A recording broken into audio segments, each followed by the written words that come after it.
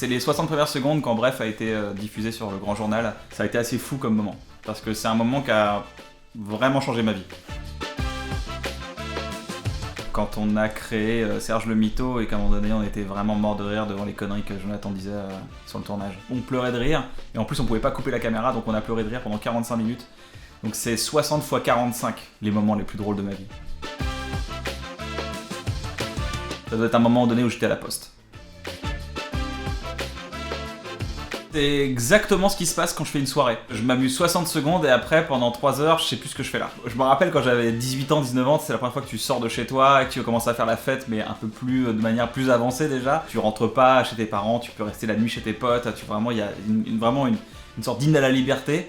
Tu kiffes de ouf. Je pense que c'est la meilleure soirée de ta vie. Et après, tout ce que tu fais dans ta vie, c'est de te dire...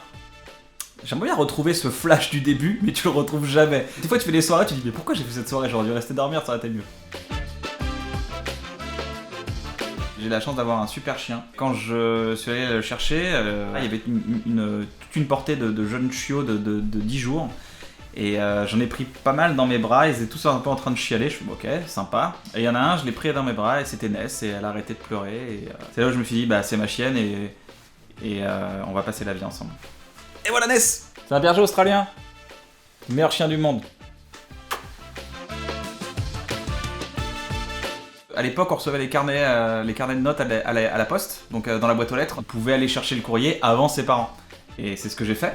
Je vais chercher mon carnet, forcément je le planque, j'attends encore 2-3 jours, histoire d'avoir 2-3 jours de liberté en plus, parce que franchement, le carnet est lamentable. Je vais me faire laminer, ça va être plus de PlayStation, plus de console, plus rien, j'en suis sûr. Mon père rentre à la maison, il dit « Il est où ton carnet ?» Et je dis « J'en ai pas ». Et il commence à m'engueuler et tout, et ma mère prend ma défense. Elle me dit, mais en fait, arrête d'engueuler ton fils, crois-le, il te dit la vérité là, tu vois bien. C'était trop dur, c'était trop stressant, je fais bon, je l'ai le carnet. Quand j'ai vu la déception de ma mère, je l'ai détruite à ce moment-là, ma mère. Et genre, mon fils me ment, et en plus, le carnet était pourri, c'était horrible. Il y avait tout le combo là-dedans. C'est que t'es à côté quelqu'un de t'aime, il se passe rien, et tu te dis, bah, c'est ça l'amour en fait. Il se passe rien, mais c'est génial.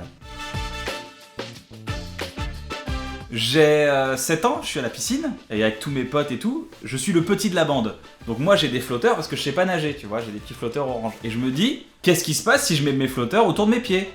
Donc je prends un flotteur, je le mets, deuxième flotteur, je le mets, et qu'est-ce qui se passe à ce moment-là? Boum, je m'inverse, et je suis sous l'eau en train de me noyer, quoi. Donc gros coup de chance, j'étais dans un petit bain, donc j'ai réussi à me repousser, et voilà. Par rapport à d'autres gens dans le monde, je me rends compte que ma vie est pas si dangereuse que ça. C'est quand quelqu'un vient me voir dans la rue et me parle pendant 1 minute, et me dit que ce que je fais c'est cool et que ça lui apporte des trucs vraiment bien dans la vie, et ça m'arrive souvent, et je crois que je suis très chanceux dans ma vie.